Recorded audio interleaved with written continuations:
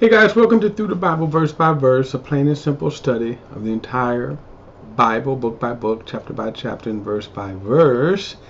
And before we get started, don't forget to like and share this video, hit that subscribe button, and all comments are welcome. Alright guys, about 130 years before the Babylonian invasion, Israel falls to the empire, the Assyrian Empire. We sometimes don't kind of know that. It's not kind of as conscious in our mind because we certainly know about Nebuchadnezzar, king of Babylon, invading Israel, Judah. Keep this in mind that he eventually, yes, the entire nation or land of Israel he invaded. But when he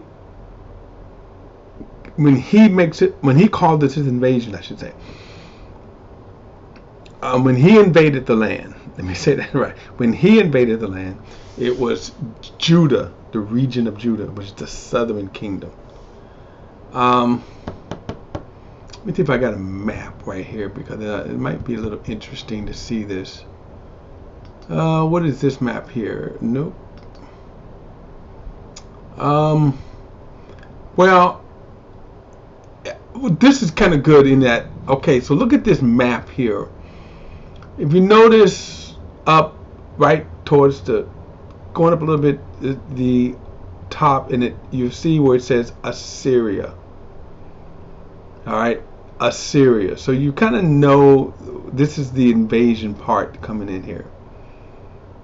And then you see Damascus going along the coast there.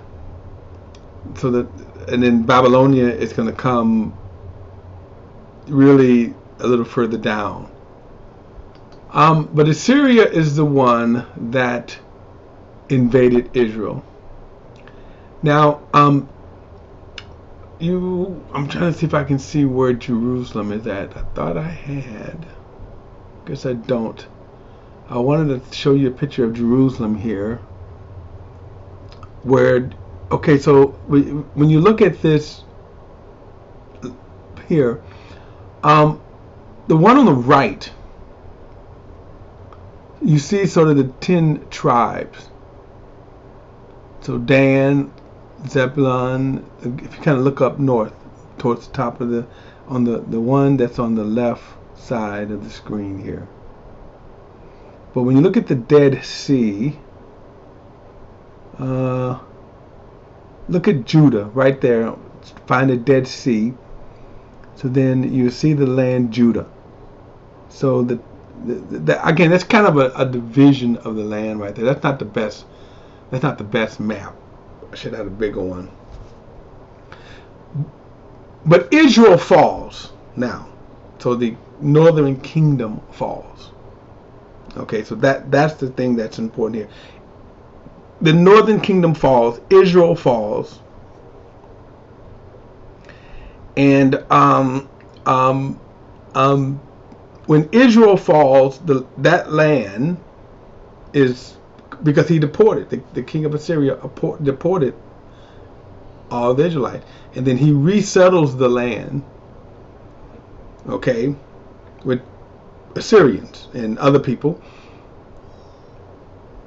From this perspective here, some 200 years, right, when Israel comes back to the land. So when they come back after the 70-year exile from Judah, there is no more divided nation. So if you want to say kind of the good thing about the Babylonian invasion, well, when they kind of repopulate the land 200 years later from this point, the land will be united, and it will remain that way too. So it will no longer be a northern and southern kingdom.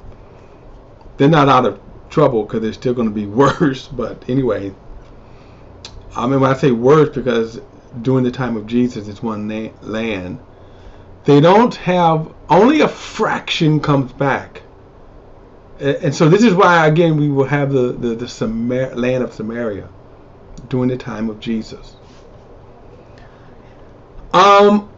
Which from this perspective is about 700 years. Okay. And the reason why you have that is because not everyone came back. So the land, if I go back to this map here, at this time, all the one on the right, I'm looking at the one, either one, you look at either one. So all of this land is populated. All of this land is populated. After the Babylonian Empire, only a fraction comes back. And so this is why you will have the Samaritan land. And you would have the land of Samaria, and then they will not fully populate the land. Okay. Let me get back to this because I think this is, it is a sad time here that the Assyrian land, okay, the Syria, let me bring up my screen here so we can get into it. They are deported. So I'm going to pick it up at verse 21. It goes to verse 21. I'll pick it up verse 21. So he says right here, so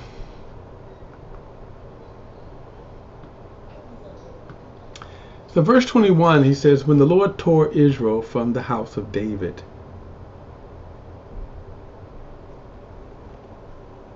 Israel made Jeroboam, the son of Nebat, king. Okay. Now, this is a brief history. You remember he was made king because Rehoboam was a fool and caused the nation to divide. He threatened to be harsh on the people, harsh on them. So it says, when he tore Israel from the house of David, Israel made Jeroboam, son of Nebat, king. Jeroboam led Israel away from following the Lord and caused them to commit great sin. The Israelites persisted in all of the sins of Jeroboam. Excuse me. The Israelites persisted in all of the sins of Jeroboam committed and did not turn away from them. Finally, the Lord removed Israel from his presence, just as he had declared in all of his servants the prophets. So Israel has been in exile to Assyria from their homeland until this day. Now the sin was, remember, they made the 2 golden calves. Verse 24. All right, so again, by the way, these invasions are brutal. When you got conquered, one of the ways that they would do that, when it says he deported them, they would strip the people naked, chain them up, and parade them, lead them. Like, so when he said he's deported them to Assyria, he would lead them chained up. Okay, lead them chained up, naked. Oftentimes, the women would be ravaged, raped, men tortured, beaten. Okay. Verse 24. Then the king of Assyria brought people from Babylon, Kova, Ava, Hamath, and Sepharvaim, and settled them in place of the Israelites in the city of Samaria. Thus, we see the birth of the Samaritans later on. In other words, either right now they're Assyrians, mixed with Babylonians and things like that, but then later the Israelites would come and mix with them and thus produce the Samaritans. The settlers took possession of Samaria and lived in its cities. When they first lived there, they did not fear Yahweh. Now this is going to be interesting here. Notice this. They did not fear Yahweh, so the Lord sent lions among them, which killed some of them. The settlers spoke to the king of Assyria, saying, the nation that you have deported and placed in the cities of Samaria does not know the requirements of the God of the land. Therefore he has sent lions among them that are killing them, because the people do not know the requirements of the God of the land.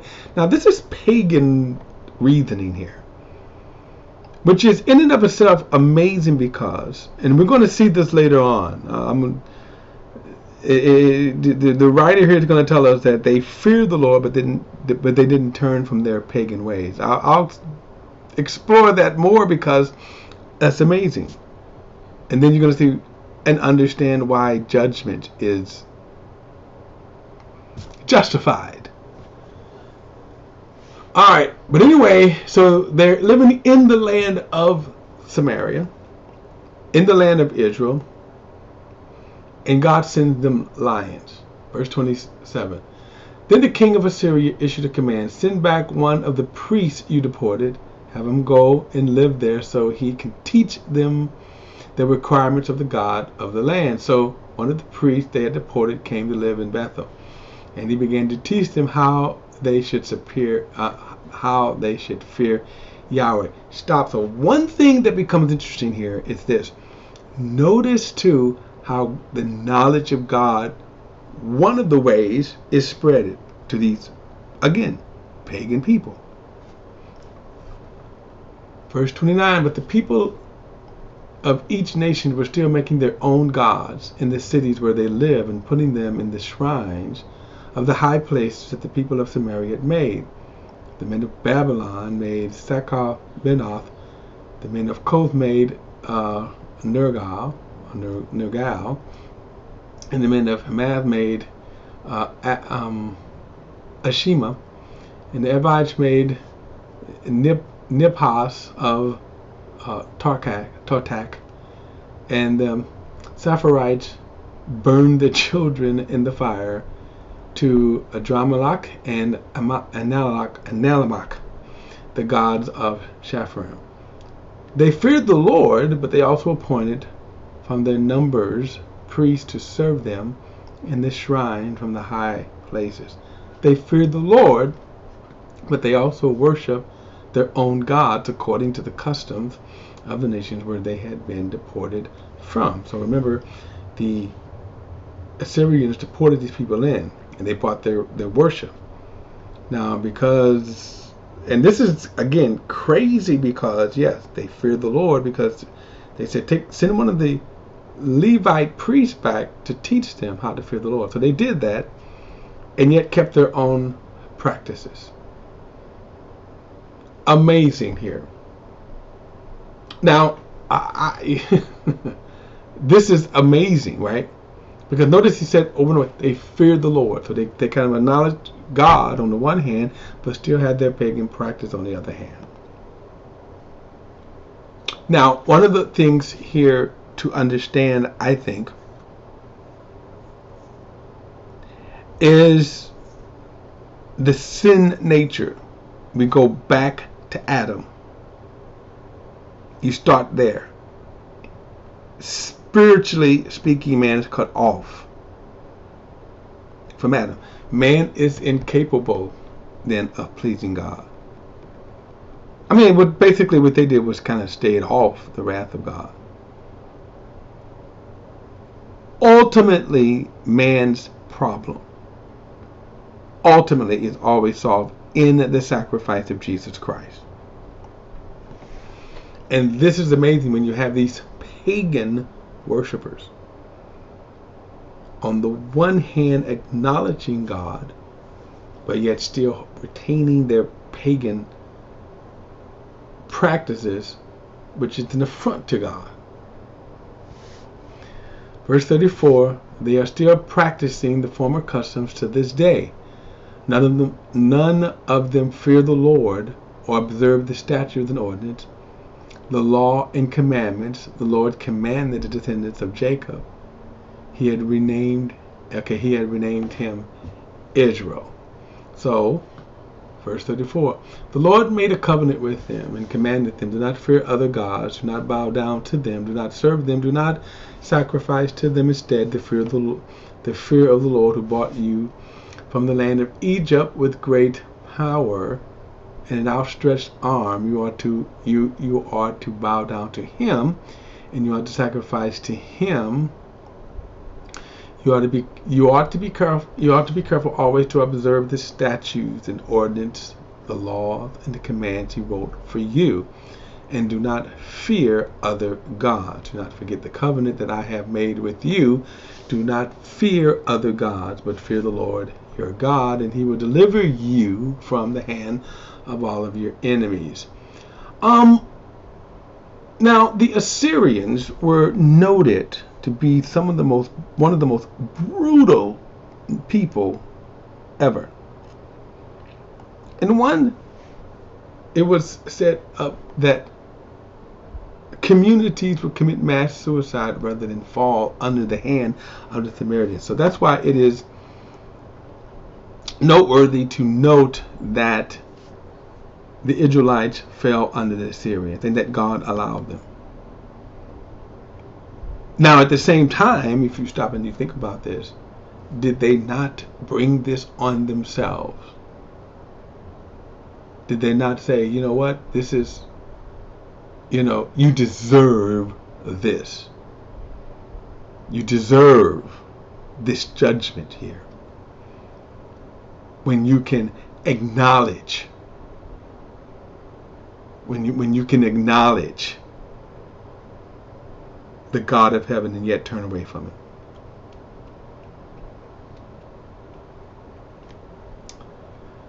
Verse 40, however, they would not listen but continued practicing their former customs. Now these nations fear the Lord, but also serve their idols, and their children and grandchildren continue doing as their fathers did until this day. Now this last part is important, because notice he says that they feared the Lord. Now the children of Israel did not fear the Lord. They just forsook God's command. Notice he said the nations fear the Lord but serve their idols. Which means what? Their judgment and damnation is just, because they were introduced to the God of Israel, the true and living God. And not only that, but just keep this in mind. Notice he talks about the difference in the commands, right? He talks about the difference in the commandments. God's commandments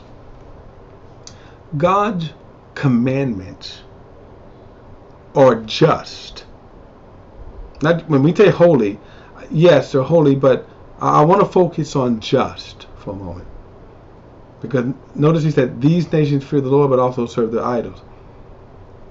So when you look at their way of life, now let me give you an example. When I think about, this is just a thought that just came. A thought that just came to me. A thought. When I think about female circumcision, that's practiced with some, I think, tribes in Africa, whatever. It's barbaric. See, that's the perverted thoughts of men that they impose. Now, where did they get that from? Right? Where did that come up with? But when you follow God's commands are just. So we know that one of the commands is love your neighbor as yourself. So that's the very first thing. Love your neighbor as yourself. Start with that. You're going to love God and then love your neighbor as yourself. What's interesting about what we just read here was that they love God but don't love their neighbor as themselves.